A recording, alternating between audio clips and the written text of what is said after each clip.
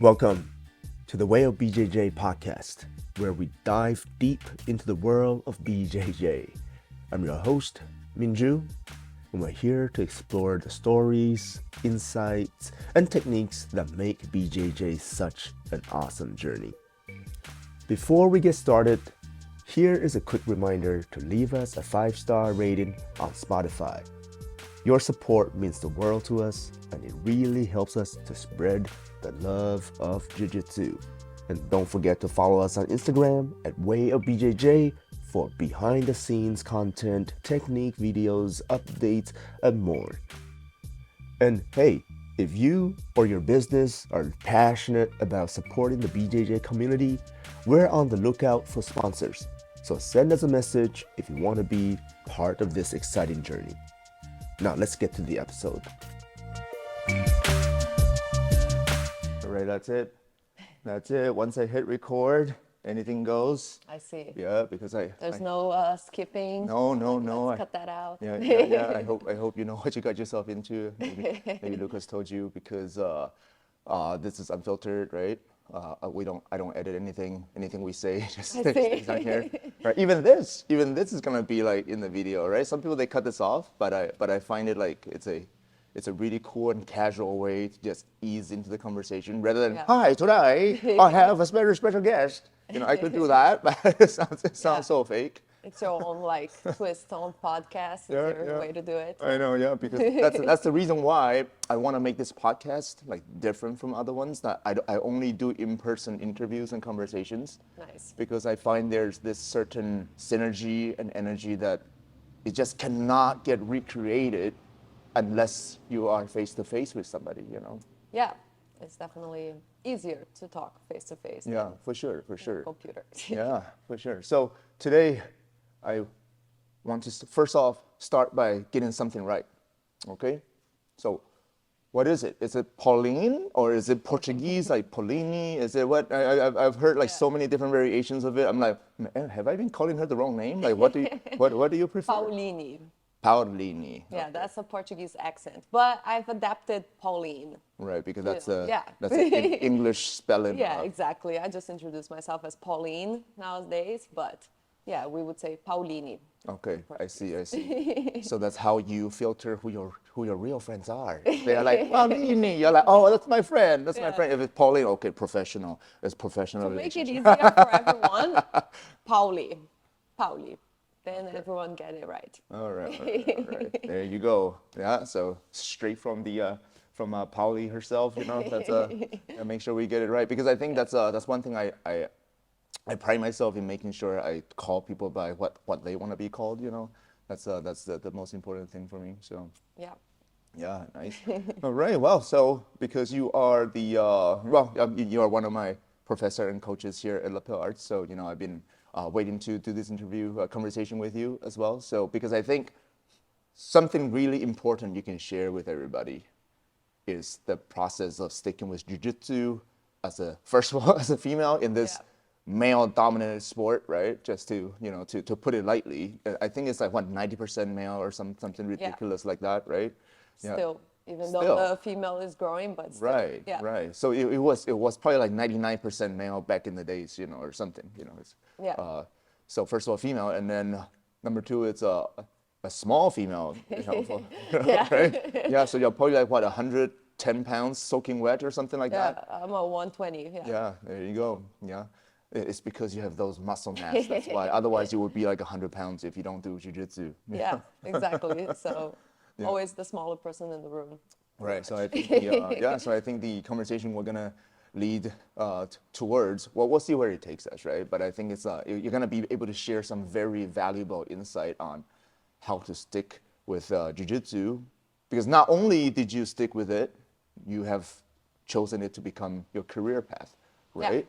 Yeah. So why don't you take us to the beginning? Like, what got you started in training jiu-jitsu? Yeah. So I started in Brazil still, right? It's been 11 years now.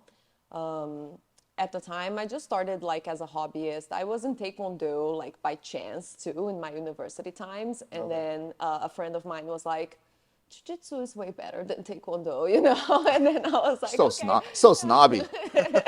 I'll take a chance, And then, yeah, right away I got hooked like everyone else, and just never stopped pretty much. But back then, like still in Brazil, I did it more as a hobbyist. Like I did compete and all that. I was fully in it, loved it, but I had like an engineering job. So I wasn't looking to be professional in jiu-jitsu. And that was until I moved here. So I moved here 6 years ago, and that was the time where I had a chance to review my career path, just because like I moved here for reasons of like having a better lifestyle, a safer place to live. But I didn't really think through my career, And when I arrived here, it was like I would have to get myself licensed to be an engineer. But to get myself licensed, I needed local experience. And then it was like, okay, you need local experience to get a license, but you need the license to get local experience. Oh, wow. Exactly. So it was like a little I know, I bit of never understood why they did that. Hey, in order to work for me, you need experience, but in order to get experience, you need to work somewhere. It's like, Yeah. it's so stupid. It's so stupid. So Yeah. that's where I was at. And then I had the opportunity to start working with jiu-jitsu, like both teaching and managing at the gym I was at. So then I was like, okay, maybe I can, make my hobby become my livelihood and just go through that path, right? So that started 6 years ago. I was a purple belt. I started teaching kids, adult women, everything, and also getting to learn a lot about how it is to run a gym. And I knew that at the end, I would have to open my own gym. I knew that that was like the path I was going to. And then pretty much I worked towards it ever since. And stick to it through the pandemic and all. Nice, Yeah. nice. Yeah, wow. So you have chosen the path that you knew was going to be tough, right? For sure. Yeah. But I guess you do have to follow your heart at some point, right? No. Yeah, I think, the fact that I was living in Canada made it possible, In Brazil, it's very difficult to choose to like open a gym and make that your livelihood. Why is that? Because businesses are just way more difficult in Brazil. It's like a more poor country, so, and it's full of bureaucracy too. So for you to make it as a gym owner, it's tough. So, good job for everyone who's doing that in Brazil. But I had a lot of fear to choose that back then, So when I moved, I was always thinking of that too. Like, I could have my own business if I'm in Canada, So I always had that in the back of my mind. I also study business too. Like I did a postgraduate certificate in business management. So it was always in the back of my mind. Like my dad was a business owner too. So it was like, maybe I'll go that path. So I always had the knack for it. Yeah, wow. Yeah. Yeah, for sure. So what were some of the struggles or maybe because I think when you first start a business, you always have this insecurity about like, well, is it gonna go well? Did I make the right choice, right? So how did you navigate through all those type of doubts and fear?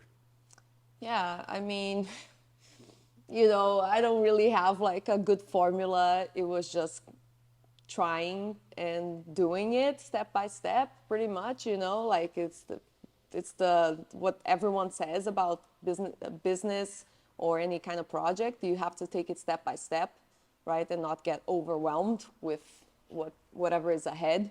But yeah, for sure, like going back into our theme here, like being a small woman and being like, okay, now I'm gonna open a jiu-jitsu gym, and I'm gonna have all these big men walking into my class. Am I gonna be able to convince them that I can teach them how to fight, So that was always in the back of my mind, right? It's like, I have to have a good posture. I have to be very professional. I have to come across like, yes, I can, like I have something to teach you, even though I look this small, So yeah, it was a matter of slowly but surely increasing my confidence by doing the work step by step, until I build up. And I'm still in that process for sure, right? I'm still step by step growing this and growing my confidence with it and growing as a teacher. You know, it's still a never-ending path like that. Right.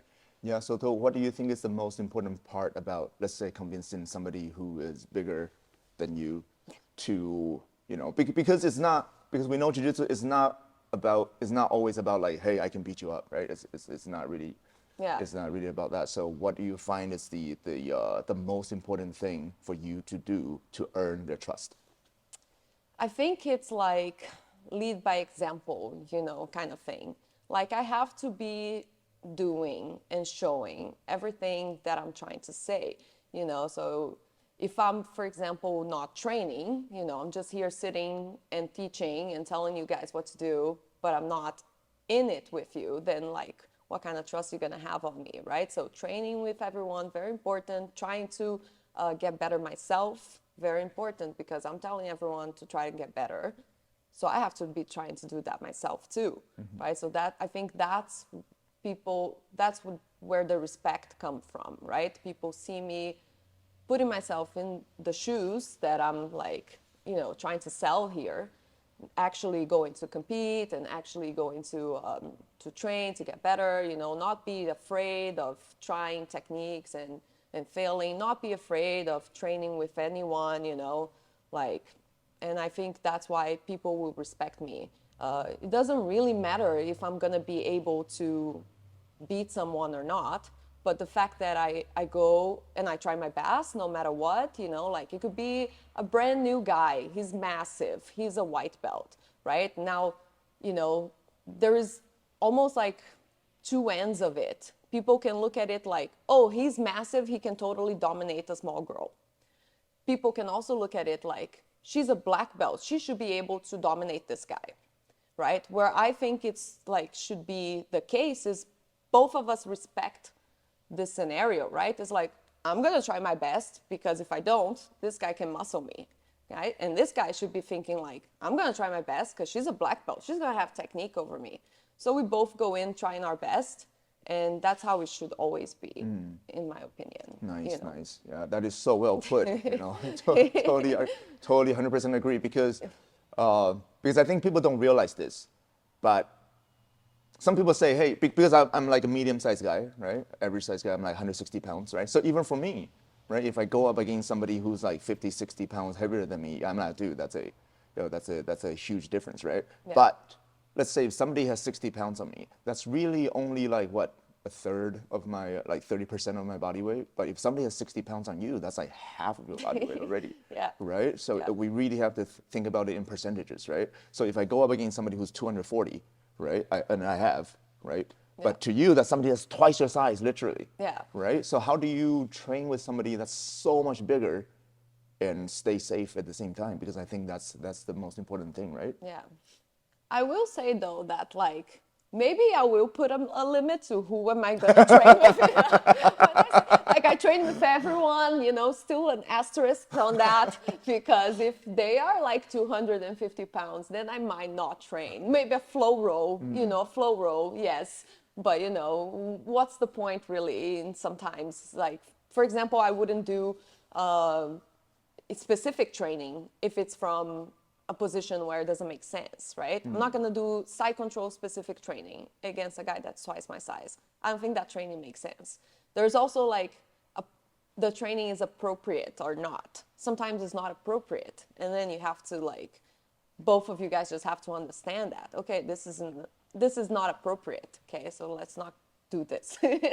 But that being said, like I train with mostly everyone, lots of larger people, and yeah, keeping myself safe, definitely the first thing.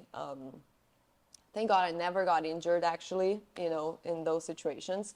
And I think it's just because over the years, you just develop jujitsu for it, basically, you know, like defense first and pick and choosing exactly what you're gonna do, right? Like, don't get yourself, get put in bad spots, and, you know, you kind of already know things that won't work against a super large guy. I usually like to think about circling them around, you know, and focusing on getting the back, getting head and arm control from the back, because that's where I'm gonna be able to get attached. You know, if I go to like a body to body situation, like half guard, that's a bad spot for me against someone really big, you know, because they can always just bench me, and like it's really hard for me to stay attached.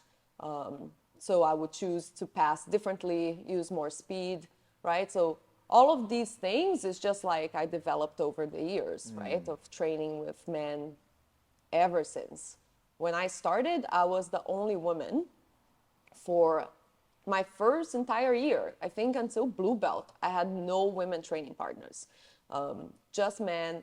And then that was pretty much what got me to compete, actually, because Finally, yeah, fight somebody was my like, own size. I want to test myself against someone my size, all right, you Right. know. And then that's how I started competing, because I was like, I just want to have another woman to Right, to gotcha. So this is a good good point for us to rewind a little bit then, right? Because obviously now with years and years of experience and technique and everything, you have developed you know how to train with everybody and stay safe and everything. But let's say if somebody is to because I think one of the factor that why most women are not training is exactly what you said, right? Intimidation factor, right? Yeah. So if you are one of the rare ones that you're the only woman but you stuck with it, right? Yeah, I mean most Yeah. women would have quit. Let's be honest, right? Yeah. So what do you feel like if another woman who's a complete white belt that's entering into the gym with only male training partners who are bigger, what would be some of the most important things they should be developing so they can keep on with the journey? Yeah, I think looking for good training partners, right? Like in the beginning, you can kind of just like look for the smaller people. That's all you know so far, like their size, you know, and then test it out, like train with them, maybe flow row with them first, and then eventually you're gonna build trust in like a few training partners. And then, you know, it's a matter of sticking to the people you trust first so that you can build your skills, and then you can go against like someone that you're more fearful of, right? As a beginner, you know, I would avoid going with a very big man, because you don't know enough. So, you know, you're going to be put in situations, and then it could overwhelm you. You know, maybe it is, maybe it won't, but you could have a bad experience. And then one bad experience could be enough for you to drop jiu-jitsu altogether, right? So avoiding bad experiences is the best way. It's the same as like self-defense. The first layer of it is to avoid it altogether, right? Keep awareness of your surroundings and pick and choose what you're gonna do, right? So basically be very selective with who you train with in the beginning, right? But Yeah. but let's say if the person is new, right? So they don't understand etiquette or whatever, or they might be a little comprehensive about, oh, if I say no, you know, am I like pissing people off or whatever, right? I think that's what happens to a lot of smaller beginners or women in Yeah. general, right? They don't realize that they actually can say no and select their partners, right? Yeah. So, and I think that's where those bad situations happen, because they feel like they have to row because of whatever reason they have in their mind, right? Yeah. So how do they avoid that? I think, you know, should be the coach's job to also get some guidance with that, right? For example, here at the gym, if I see like a super mismatched like that, you know, someone that just started, a girl that just started with like a super big guy, then I would say something like, hey, let's keep it very flowy. She's new, okay? You know, already give a heads up to both of them, you know, that to be aware of like this training, be nice with each other.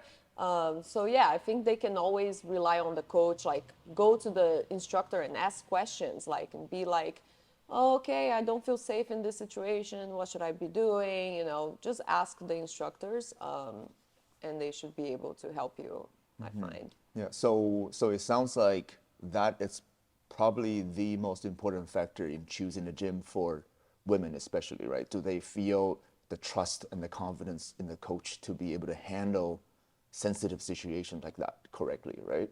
So Yeah. yeah. So would you say So what if somebody goes to the gym and then the coach just doesn't have any of this type of awareness, and then they force you to roll with everybody, regardless of your size and experience level. What would be some suggestions that you or advice you might have for people in that situation? Yeah, I think you should really think this through if you feel unsafe with your instructor because, he's the authority there. So then it would be the case of just looking for a better place to train, right? But if that's not the case, you like the place, you're just having like some struggles, then you just have to have your own voice, you have to start voicing it that you don't want to train with someone, or let's just do a flow instead and then build up from there. You kind of have to watch out for yourself. It's like self-defense, right?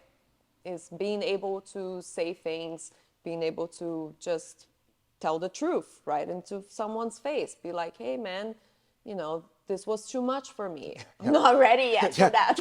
I know, dude, what the fuck was that? Just go ahead and say it, That's what I tell other girls here. It has happened, things like that before, where someone felt uncomfortable. I felt uncomfortable with this guy. What should I do? Tell him, tell him right up front, just like that, because maybe he's unaware too. He's unaware that he's putting you in an uncomfortable situation. That could be the case too. It's not that people do that on purpose. Sometimes they're just good people trying to train, but they just don't know. They don't know how to go with a smaller person or a smaller woman. There's a lot of that too. Guys that don't know what to do with a smaller woman, right? Especially because we don't see them that much, right? Yeah. And that's fair. That's also going to come with the experience of training with different training partners, right? Yeah. All right. So let's talk about from you starting as a white belt now to a first degree black belt. Congratulations on that. Thank you. Yeah. So what were some of if you can share some of the best training partners that you have had and what makes them so good, or some of the worst ones you have had and what makes them so bad? You don't have to name them if you don't want to, but I think that would give people a good idea of what to look for. So like I said, when I started, I had no girls to train with. And then when I moved to Nova Geração, because I started in a very small gym, it was inside a workout gym. They had a jiu-jitsu program. That's how I started. But then I went to Nova Geração, which is an actual jiu-jitsu school. And that's when I met my first female training partner, Nachi. She's still my good friend from Brazil. And we pretty much, grew up the blue purple belt together. And that was very remarkable in my jiu-jitsu because she was the one consistent female training partner I had, through that time. And it was very valuable. We were always neck to neck, trying to kill each other in training, but then going to compete together and then, supporting each other. She was slightly heavier than me, so we kind of didn't compete in the same division. So that was really good. So for sure, other female training partners, in my opinion, always going to be the best. It's hard if you don't have, for example, if I didn't have higher level training partners to train with, then I have to also find training with the men for sure, because of the levels. Here, I'm lucky that I have a couple brown belt girls, but it's not always the case. It's hard, right, to collect a whole bunch of high-level women. That's going to be tough. Yeah. Zoe and Katie. Yeah, for sure. Nowadays, all the girls here, Zoe and Katie, for sure, and Taya too, are one of my best training partners. Purple belt. And Sandy, we need you to come back. Oh yeah, Sandy, please come back. No gi. I have almost no one to train no gi. It's hard. No pressure being called out on the podcast publicly. But I had some stories of bad training partners too. Right, now, here we go. This is what the listeners want to hear. Back in Rio, that was some sort of small beef between me and some of the guys who trained at the gym. There was these two brothers that we always wanted to kill each other, but obviously they're bigger than me, so they trying to kill me was pretty tough, but I mean, I have no bad feelings. It all made me better, you know. But it was like having a little beef with the guys sometimes, which is funny because I was like just smaller girl having beef with the guys, you know, trying to go after them. And at some point, we had the instructor be like, "No, you guys are not gonna train together anymore." You Oh know? wow! Yeah. So it escalated to the instructor having Yeah. to step in. Yeah. Yeah. Yeah. But no, it was just all, nothing very serious like that. Right. Right. Luckily, I haven't had many serious like things like that where I was very uncomfortable. It has happened. A few things has happened before with me. Like for example, I did say no to a black belt once. Like just because I was completely tired, exhausted, I was done. I was like, no, I'm done training. I'm not gonna train anymore. And then it became a whole thing. Like, he went to tell the instructor that I said no, and then he was like, oh, I was disrespectful of that, and then it made me feel bad at the time. At the time, I kind of didn't know better, and I was like, oh my God, I'm so sorry, like, it's like, I didn't mean any disrespect and all that, but nowadays I think like, Fuck that guy. yeah, exactly. Yeah, Like, seriously. what? Like, seriously, man. Come on. This podcast, we tell the truth, man, because that's exactly how like sexual harassment starts too, right? Yeah. It's like no means no. It applies here as well. It's all the same shit. Especially Exactly. jiu-jitsu is such a close contact sport. It's the same shit, man. That fucking black belt, you should be ashamed of yourself, man. If somebody says no, it means no, man. Yeah. Your fucking black belt doesn't mean shit. All right, sorry. Yeah, you're trying to be so nice. I'm like, no, man, fuck that. Yeah, so things like that has happened to me before, but yeah, not too much, thank God, like I've always have the blessing of good training partners and kept myself safe. So that's good. That was good in my journey. Yeah, for sure. Wow. Now let's get to the more technical stuff too, then, because I think this can really help like women and smaller guys all at the same time, right? So because I think it's like, even if you're smaller, but when you get really technical and your jiu-jitsu skills gets better, you can still beat the big guys for sure, right? Yeah. Yeah, but it's almost like you won the battle, but you lost the war because the person is so big that when you try so hard to beat them, you put wear and tear on your body, right? So that kind of happens over the years if you keep training with bigger guys, right? Yeah. So, but that also means that you need to understand which are the positions that you should work on so you can save your body but still be able to handle bigger guys, right? So what Yeah. would be some of the techniques and positions that you say smaller people should focus on? Yeah, I find it's very different gi and no gi, for example. I definitely struggle more with big guys in no gi because, it's the grips that have to be, it's like you do use a bit more like strength, holding strength in no gi, and then that's kind of tough.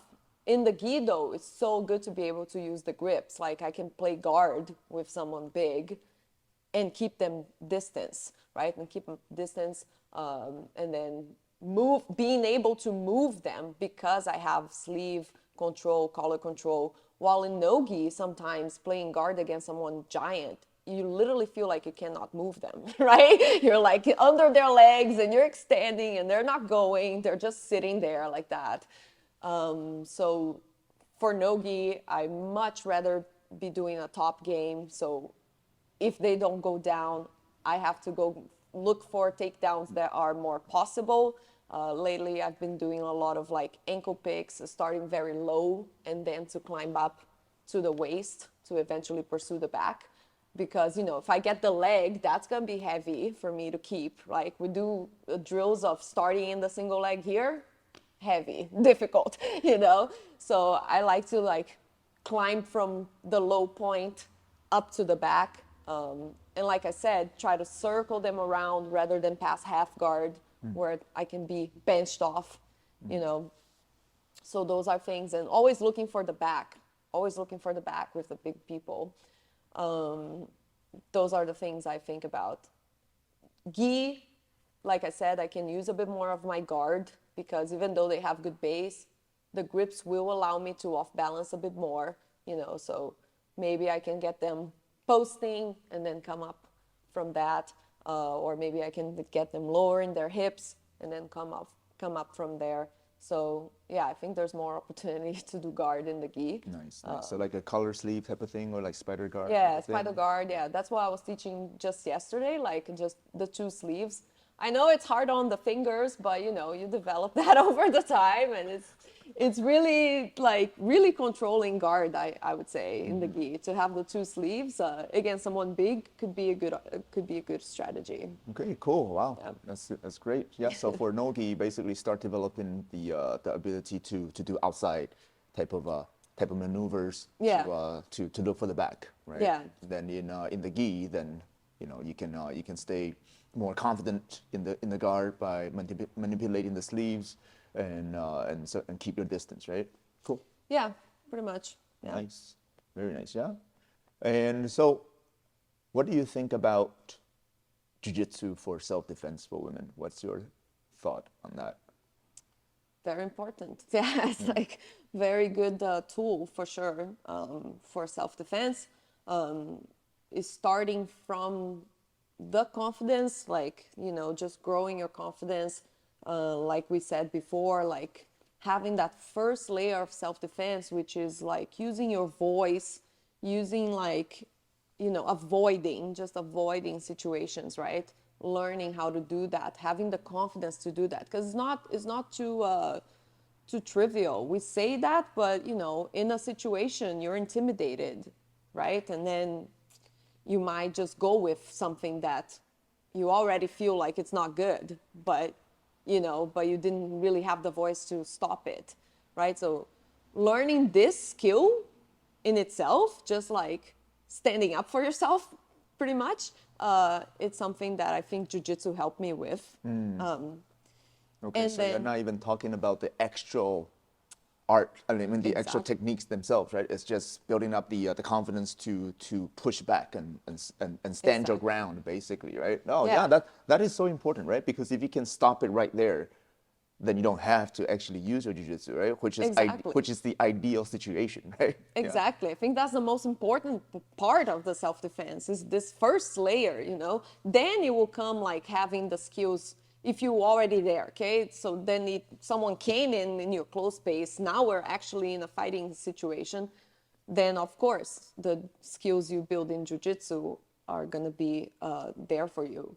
But I think that, building up that confidence of standing up for yourself, avoiding situations, just like saying no, that's very important too. And I think jiu-jitsu helped me with that. Be less shy, be less intimidated by men. You're here in a room full of men all the time trying to kill you, and you're trying to kill them, right? So you kind of get comfortable with that, Yeah. right?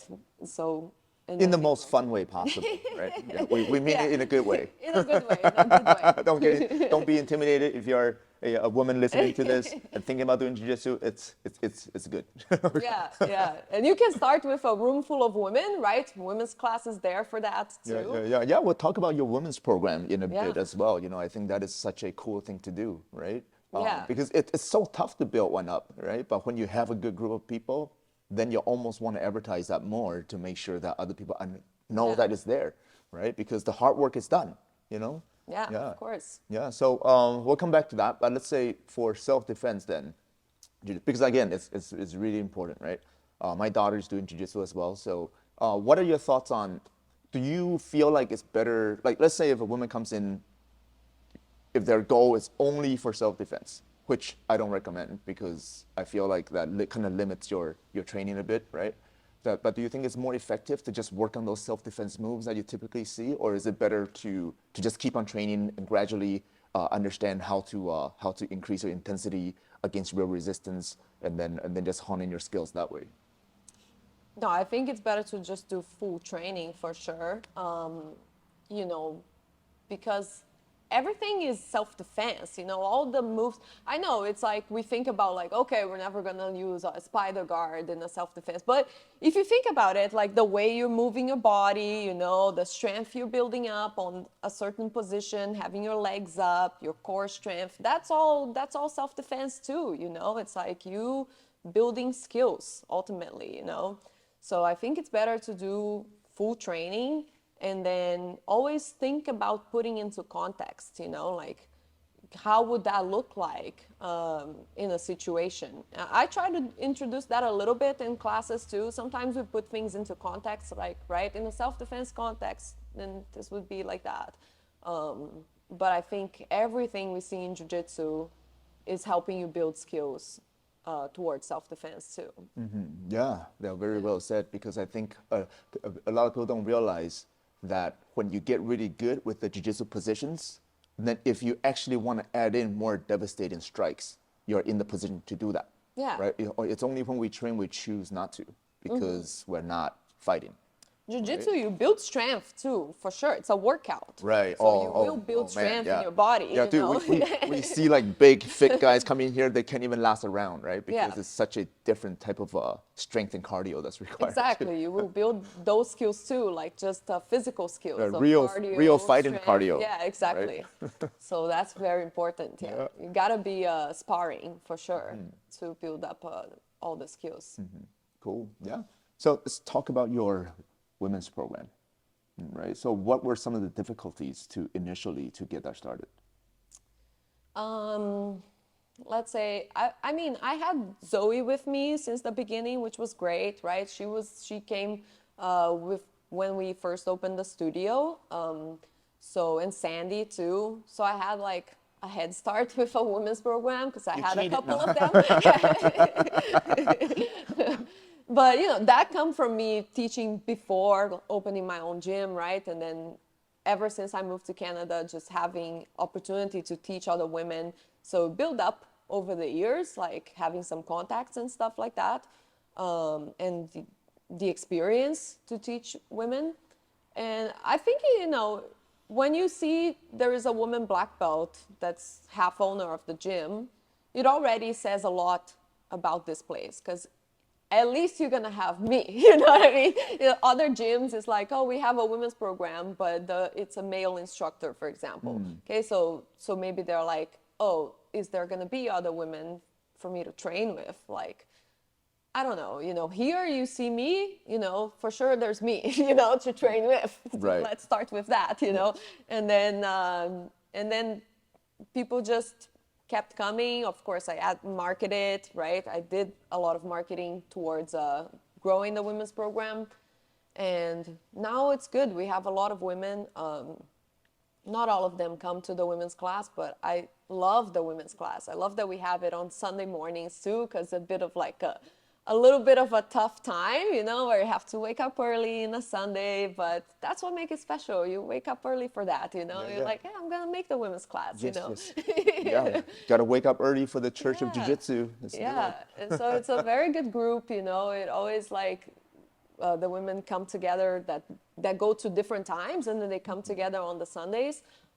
We have the space for the teens too, right? So we have some teens like your daughter and the other teens at the gym coming to that class. So that's awesome. Yeah, I've been trying to get her to come more, but she's I don't know what's going on with her right now, you know. But anyways, it's the Sunday morning time. It's difficult for the teens, but yeah, it's something that I always wanted to grow too. It's like having a group of teen girls, you know. That's like a personal thing of mine, to be able to be a coach for like young girls in the sport that want to compete and, you know, have a good spot to train. I want to build that more and more. Like we just started having teens class, and we already have a bunch of teen girls, which is excellent. I love it. And yeah, I want to build more towards that, you know, have a spot like in Vancouver where we have like all the teen girls come and maybe they prepare for bigger tournaments. Right. Yeah, That's I gonna would be love fun. to coach a group like that. It's something And that, it's happening. It's getting something there. that brings me much joy, you know. Yeah, that's awesome. That's awesome. Yeah. So what are some of the common reasons that you hear for women to want to train jiu-jitsu? Self-defense is one of them. Yeah, here in Vancouver, I heard a lot of that because we hear some like random attacks right? Like all the time in Vancouver. Well, so I guess it's such a bad thing to say, but I guess it's good for business. I No, mean, I mean, I'm kidding. Would you rather not have those random of attacks? course, yeah, rather But not. they are out there, so it's good They're out there. to know how to deal with it. It's So. definitely not as bad as other places in the world. Like I Well, I come mean, from yeah, Brazil, yeah. yeah. So here it's pretty safe still, I would say. But yeah, a lot of women come because they are just scared of something like that, of being randomly attacked, or they've had like something weird happen in the past with somebody. A lot of the times it's fitness too. They just want to like get a good workout, and they were referred to jiu-jitsu, like, oh, jiu-jitsu is a good workout, it's fun, blah, blah, blah. Because some people have a hard time just sticking to regular workouts, right? And they want to have something that's more fun. I don't know. For me, I got started just for the fun of it, like pretty much. I was always in sports. I did like swimming before, I did gymnastics as a kid.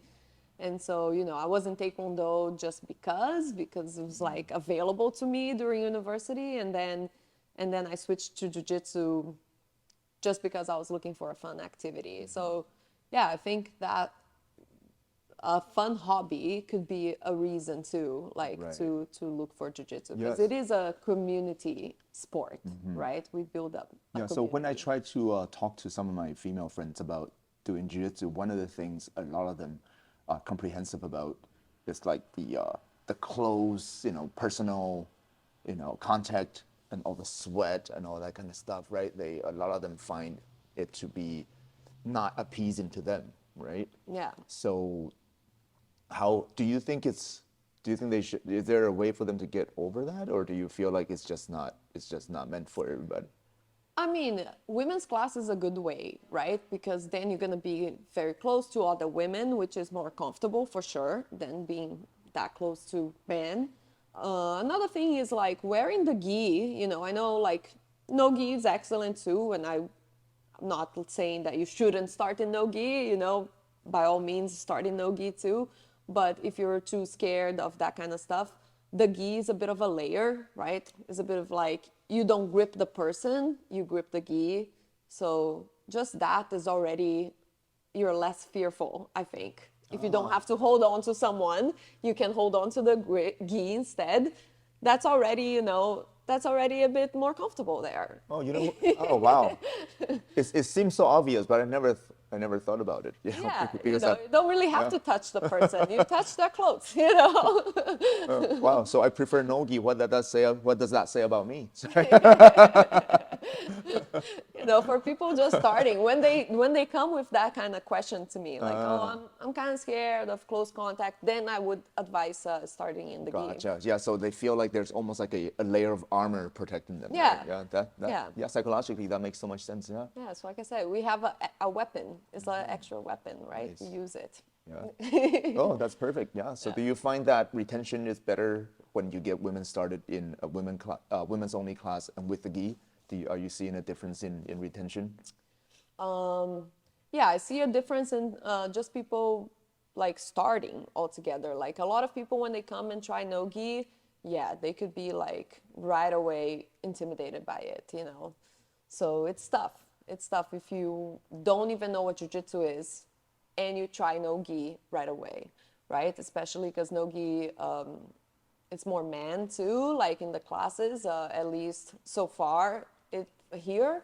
So yeah, that could be rough. But also like if they're coming and trying no gi, a lot of the times because they already know what it looks like, right? They watch UFC or something, or, they kind of know what to expect. So then it could be like, yeah, that's fine because they were ready for it. But if they're not ready for it, they kind of don't know. Because we get people like that too. People are like, oh, jiu-jitsu, I'm going to try it. But they had no idea. Sometimes I'm like, do you even watch UFC? No. I'm like, okay, that's interesting. What is the UFC? Yeah, that is interesting. Yeah. And then they have no idea what jiu-jitsu is. So yeah, it could be rough to be put in a no-gi class. But we try to like as an instructor, I always try to make it as smooth as possible, right? And give a lot of help and be mindful of who to put them with and like what I'm gonna teach, you know, put things into context. That's very important too, because they kind of have to understand what is that, right? It's Right, like, how did I get here, you know, like, Yeah. yeah, you're starting face to face with someone, this could have happened, you got taken down, now you're on your back, right? So you have to like give context to things for the beginners, for them to understand what's going on. For sure, for sure. Excellent. So, what are some of the most common reasons that women quit jiu-jitsu? Why do women quit jiu-jitsu, eh? Because they just quit. No, I'm kidding. No. Yeah, let's talk about the common pitfalls, right? So maybe people listening to it right now can avoid it, you know? So Yeah, they got that blue belts, they got satisfied, and they they think go. that they're shit now, you know, walk around, walk on the street with a blue blues, belt on. right? It's very true. Like, it's very true. A lot of people just get to their blue belts and then they're gone, right? But, you know, they don't realize that self-defense skills, for example, it's like a never-ending process. You have to keep training, you know, even after you are a black belt. If you stop training, you're gonna stop developing those skills, you know, like. Wait, you mean getting your black belt doesn't just like just doesn't just like, you know, give you the Doesn't do the techniques and the magic. skills? You It's have not to magic. keep going, you know. It's like it's a forever thing, you know. You gotta work on it always. So yeah, a lot of things happen for people to quit jiu-jitsu. I mean, obviously there's like all these personal reasons. People don't prioritize it. Basically, whatever excuse it was, it means they didn't prioritize jiu-jitsu, right? And that's maybe because they weren't like, they couldn't see all the benefits of sticking to training, or, you know, I don't know why people would quit jiu-jitsu. That's the thing, because I don't know why people would quit jiu-jitsu. Jiu-jitsu is awesome, you know. Like, Why? do Why? people quit jiu-jitsu? Like, you know. I know we're here scratching our heads like, yeah. Yeah, I mean, I try my best to always keep the women training. Of course, keep a good environment, you know, provide a good experience for them training, so that it's like it gets addicted and they get it. They're hooked. They're like, yes, I'm in it. Love to see that, but it's not always the case. Right, for sure. All right, so yeah, so there is one more thing I want to talk about. So it's the I've been to a lot of gyms. I've gone to a lot of gyms over the years. I've been training since 2008, right? So so I've to all the gyms I've been to, I've never personally seen this happening. But a while back, I was like, a lot of people are talking about all the different type of you know, sexual harassment accusations that's popping up here and there all over the place, right? So I don't know if I was just ignorant and I wasn't like looking for it, or is it something that they hide so well that I never hear about it, right? So, and I don't, coming up, I don't train with women all that much. You know, I rarely see them in the jiu-jitsu gym. So for somebody like you who has been training for 11 years, and again, as the only female in the gym for a little bit, right? Is this something that you have seen, like, you know, sexual misconduct and all that kind of stuff? Is it something that actually happens that you have seen? Yeah, I have seen it. There has been one time which I was personally talked to, like this girl came and talked to me about it. And so, yeah, it was pretty like upsetting for sure, you know, and we had to like tell the owners of the gym and make sure that, you know, that person got excluded and all that. I haven't seen too much of it, thank God, you know, like, but I do recall this one time because I was the person she came to, so that was very remarkable for me, right? I was already like a higher belt woman, so kind of like seen as an authority. I would teach the women's class, so, you know, so this person came to me to talk about it.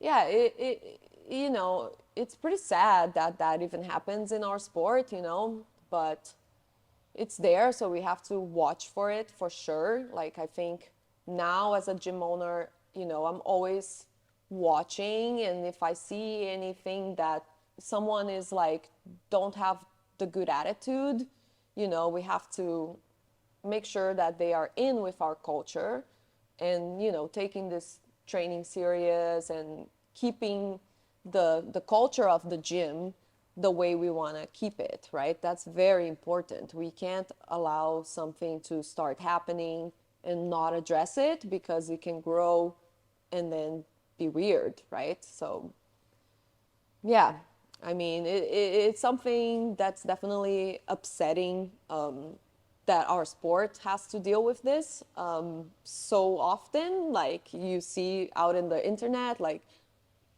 big gyms having cases of harassment and things like that. And nowadays, like, it became easier for the women to voice what's happening to them, because there was already so many cases like that, right? And there was already so much support shown, like, you know, while before, you know, maybe they didn't have the courage to say anything because they wouldn't be supported. But now the female jiu-jitsu is definitely growing. There is a lot of women in the sport as opposed to like 10 years ago.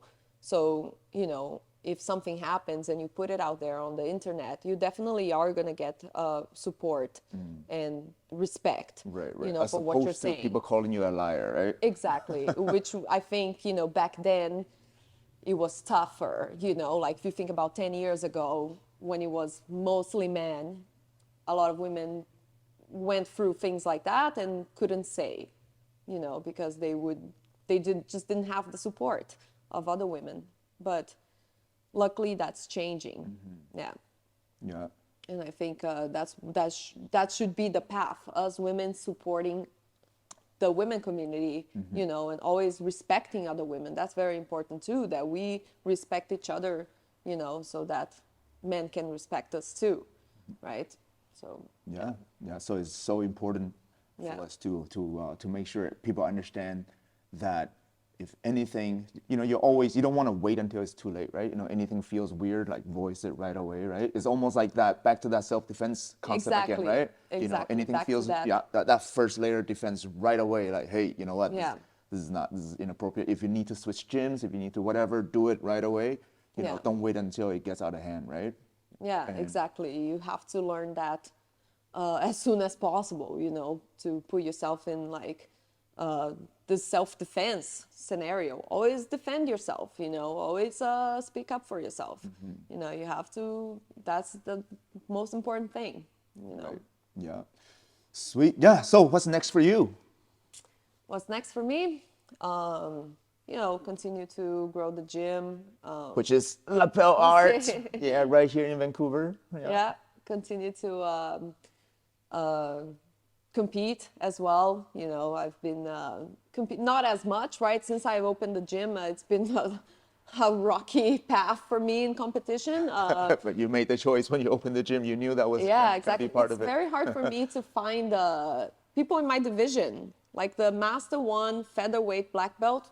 There's no one right now. For example, I'm signed up for Nogi Worlds. No one in my division Oh, so even far. in the Even in Nogi Nogi Worlds, Worlds, eh? there's tons of people in like the light feather and the lightweight featherweight. Nobody, just me there. Oh, So you know, I'm interesting. just praying that They're, someone's they're still gonna come in. they're all ducking you. Yeah, but I always end up going up on weight or going down on age. That happens to me all the time, right? I have to like find matches. Otherwise, I don't have any matches. And so it's difficult. I have to travel to find competition, but I'm doing it, still doing it. You know, yeah. I'm gonna find, if Nogi Worlds, there's no one on my weight, I will go up in the weight class. That's how it, you know, that's how it has to be. And then challenge myself again. But yeah, just gonna continue on doing all these things. Yeah, something that we didn't talk about, but maybe was relevant in the fact that we're small people training with bigger people. It's also the conditioning and physical training, right? So Yeah, because you are also a personal trainer. Yeah, right? I work as a personal trainer too, and I think that's something that will help smaller people too. Is just to get extra workout conditioning training, and try to keep yourself safe from injuries like that. So that's something that it's always in my agenda too, to take care of my own conditioning and to help others with personal training too. Yeah. Gotcha. All right. Cool. Yeah. So if people want to train with you, but not just women, men, women, kids, can come Yeah. train here at Lapel Arts with Pauline. How do people contact you guys? Yeah, we're on Instagram at Lapel Arts, or me personally, Pauline Bak. You can send us an email too. All information are on our website too. So yeah, website, Nice. Instagram, that's the way to do it. All right. What's the website? Lapelarts.ca. All right. There you go. Straightforward. Very nice. Yeah, come check it out. I train here as well, so maybe you'll see me here. And looking forward to seeing you guys here. And don't forget to leave us a 5-star review for the podcast, so we can keep on bringing amazing guests such as Pauline, and Pauline. and we'll see you guys next Yeah, time. thanks for having me, Minju. Thank you. Awesome. Is that good? Oh, that's awesome.